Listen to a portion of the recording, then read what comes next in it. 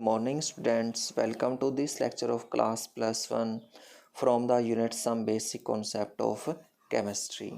और इस लेक्चर के अंदर हम वेरी इंपॉर्टेंट टॉपिक डिस्कस करने जा रहे हैं मोल के बारे में।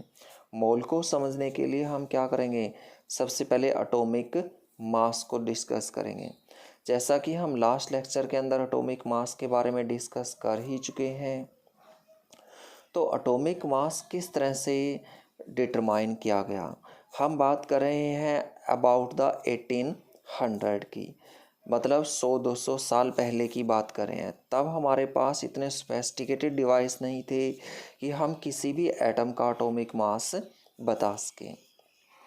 तो हम क्या करते थे, किसी भी एटम का एटॉमिक मास हमने डिटरमाइन करना है तो उसको किसी दूसरे एटम के मास के साथ कंपेयर करते थे। जैसे हाइड्रोजन के मास के साथ कंपेयर करके मास फाइंड आउट किया गया, नाइट्रोजन के एटम के साथ, ऑक्सीजन के एटम के साथ, कार्बन के एटम के साथ। तो इस तरह से अलग अलग एटम के साथ कंपेयर करके मास फाइंड आउट किया जाता था। तो एटॉमिक मास को समझने के लिए सबसे पहले हम एक एग्ज़ाम्पल ले लेते हैं कि 1 kg क्या होता है। देखो, हमने किसी भी ऑब्जेक्ट का मास बताने के लिए क्या किया, एक सिलेंडर ले लिया और इस सिलेंडर को हमने मान लिया कि इसका मास कितना है, 1 kg है। तो हमने एक ऑब्जेक्ट ले लिया, इस तरह से एक ब्लॉक ले लिया और इसका मास फाइंड आउट करने के लिए हमने यहाँ पर सिलेंडर रखे। तो हमने 4 सिलेंडर रख दिए, तो इस ऑब्जेक्ट का मास कितना आ गया, 4 सिलेंडर आ गया। इसी तरह से कोई ऑब्जेक्ट बी है, उसका मास कितना आ गया, 20 सिलेंडर आ गया। अब हाथी का मास हमने फाइंड आउट करना है, तो कितना आ गया, 100 सिलेंडर आ गया। तो हम यहाँ पर क्या कर रहे हैं, बार बार सिलेंडर टर्म यूज कर रहे हैं और इस सिलेंडर टर्म को हमने रिप्लेस कर दिया 1 kg के द्वारा। तो ऑब्जेक्ट ए का मास कितना हो जाएगा, 4 kg हो जाएगा। ऑब्जेक्ट बी का मास कितना हो जाएगा, 20 kg हो जाएगा। हाथी का मास कितना हो जाएगा, 100 kg हो जाएगा। तो हमने यहाँ पर रिप्लेसमेंट कर दी है सिलेंडर की 1 kg के द्वारा। इसी तरह से अगर हमने किसी भी एटम का मास फाइंड आउट करना है तो हमें क्या करना पड़ेगा, एक स्टैंडर्ड क्वांटिटी बनानी पड़ेगी। जैसे यहाँ पर हमने kg स्टैंडर्ड क्वांटिटी बनाई है, उसी तरह से हमें एक स्टैंडर्ड क्वांटिटी बनानी पड़ेगी। और हमने कार्बन को एक स्टैंडर्ड रेफरेंस बनाया था, क्योंकि कार्बन के अंदर कुछ क्वालिटीज़ थी जो सबसे डिफरेंट थी, अदर एलिमेंट्स के अंदर नहीं थी। तो हमने यहाँ पर एक स्टैंडर्ड क्वांटिटी बना ली, 1/12 of mass of atom of carbon, 12 atom. और इसके रिस्पेक्ट में हम अलग अलग एलिमेंट के एटम का मास फाइंड आउट कर रहे हैं। तो मास ऑफ 1 नाइट्रोजन एटम कितना हो जाएगा, 14 into 1/12 of mass of atom of carbon, 12 atom हो जाएगा। मास ऑफ 1 ऑक्सीजन एटम कितना हो जाएगा, 16 into 1/12 of mass of 1 carbon, 12 atom हो जाएगा। मास ऑफ 1 नाइट्रोजन एटम कितना हो जाएगा, 23 into 1/12 of mass of 1 atom of carbon, 12 atom हो जाएगा। तो हम यहाँ पर देख रहे हैं कि हमें बार बार क्या लिखना पड़ रहा है, 1/12 of mass of 1 carbon, 12 atom लिखना पड़ रहा है। और ये लिखना बहुत अननोइंग है, बहुत बड़ा हमें यहाँ पर लिखना पड़ रहा है। और हम क्या है, मॉडर्न लोग हैं, इतना बड़ा बड़ा नहीं लिख सकते हैं।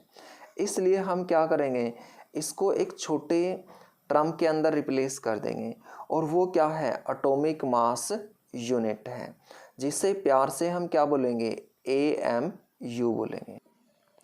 तो हम यहाँ से देखें कि एक यूनिट हमने बना ली है। तो नाइट्रोजन का मास कितना हो जाएगा, 14 AMU हो जाएगा। ऑक्सीजन का मास कितना हो जाएगा, 16 AMU हो जाएगा। और सोडियम का मास कितना हो जाएगा, 23 AMU हो जाएगा।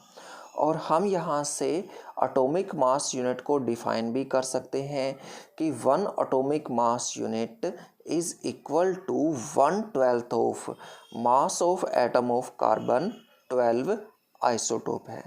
ये 1 एटॉमिक मास यूनिट की डेफिनेशन है। और इस 1 एटॉमिक मास यूनिट को हम इस तरह से लिख सकते हैं 1/12 into mass of carbon 12 atom. देखो, पहले हमारे पास इतने सोफिस्टिकेटेड डिवाइस नहीं थे कि हम एक कार्बन 12 एटम के मास को फाइंड आउट कर सकें, लेकिन आजकल हमारे पास सोफिस्टिकेटेड डिवाइस हैं और हमारे पास मास स्पेक्ट्रोमीटर है, जिसके द्वारा हम किसी भी एटम के मास को फाइंड आउट कर सकते हैं। और अगर हम मास स्पेक्ट्रोमीटर के द्वारा मास ऑफ 1 कार्बन 12 एटम देखें तो ये कितना आता है 1.99 इंटू 10⁻23 ग्राम आता है। और अगर हम इस वैल्यू को इस फॉर्मूले के अंदर पुट कर दें तब हम यहाँ से कह सकते हैं कि 1/12 इंटू 1.99 इंटू 10⁻23 हो जाएगा। और यहाँ से अगर हम इसको सोल्व करें तो कितना आता है 1.66 इंटू 10⁻24 ग्राम आता है। और इसे हम कह सकते हैं कि ये 1/NO ग्राम के बराबर है। NO क्या होता है? एवोगैड्रो नंबर होता है। इसे NO के द्वारा भी रिप्रेजेंट कर सकते हैं और NA के द्वारा भी रिप्रेजेंट कर सकते हैं। और NO की वैल्यू किसके बराबर होती है? 6.023 इंटू 10⁻23 के बराबर होती है। तो हम यहाँ से कह सकते हैं कि 1 AMU हमारा कितना आ गया 1.66 इंटू 10⁻24 ग्राम के बराबर आ गया। अब हम किसी भी एटम का मास बता सकते हैं। जैसे अगर हमने मास ऑफ 1 ऑक्सीजन एटम बताना है तो ये किसके बराबर होगा 16 AMU के बराबर होगा। इसका क्या मतलब है कि 16 मल्टीप्लाइड बाई 1.66 इंटू 10⁻24 ग्राम के बराबर होगा। AMU की वैल्यू हमने यहाँ पर पुट कर दी। इसी तरह से नाइट्रोजन का मास, सोडियम का मास, किसी भी एटम का मास हम यहाँ से बता सकते हैं। और हम यहाँ से कह सकते हैं कि 1 मोल किसके बराबर होता है 6.023 इंटू 10⁻23 पार्टिकल के बराबर होता है। मतलब किसी भी सब्सटेंस के 1 मोल के अंदर 6.023 इंटू 10⁻23 पार्टिकल होते हैं। पार्टिकल का मतलब है कि इतने उसके अंदर एटम हो सकते हैं, मॉलिक्यूल हो सकते हैं, आयन हो सकते हैं। और एवोगैड्रो नंबर के द्वारा 1 मोल की रिप्रेजेंटेशन की जाती है, जिसे हम NO या NA के द्वारा रिप्रेजेंट करते हैं। देखो, अब हमने यहाँ पर एक टर्म ले ली है मोलर मास। मोलर मास का क्या मतलब होता है? वेरी इंपॉर्टेंट टर्म है और इसका मतलब होता है कि मास ऑफ 1 मोल सब्सटेंस। जब भी हम 1 मोल सब्सटेंस की बात करेंगे तब हम उसको एक्सप्रेस करेंगे मोलर मास के टर्म में। जैसे molar mass of 1 oxygen atom किसके बराबर होगा? Mass of 1 mole oxygen atom के बराबर होगा। Mass of 1 mole oxygen atom का क्या मतलब है कि mass of 1 oxygen atom into Na के बराबर है। मास ऑफ 1 ऑक्सीजन एटम कितना होता है 16 AMU होता है, मल्टीप्लाइड बाई Na हो गया। और AMU बताया था कि 1/Na ग्राम होता है, तो हमने AMU की वैल्यू यहाँ पर पुट कर दी। Na से Na कैंसिल हो गया, तो यहाँ पर molar mass of oxygen atom कितना आ गया 16 ग्राम आ गया यहाँ पर।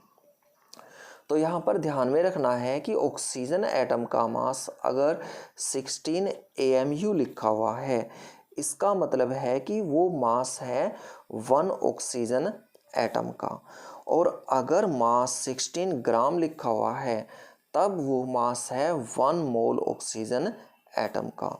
और जब भी हम 1 मोल ऑक्सीजन एटम का मास से बताते हैं उसका मतलब होता है कि वो ग्राम एटॉमिक मास है।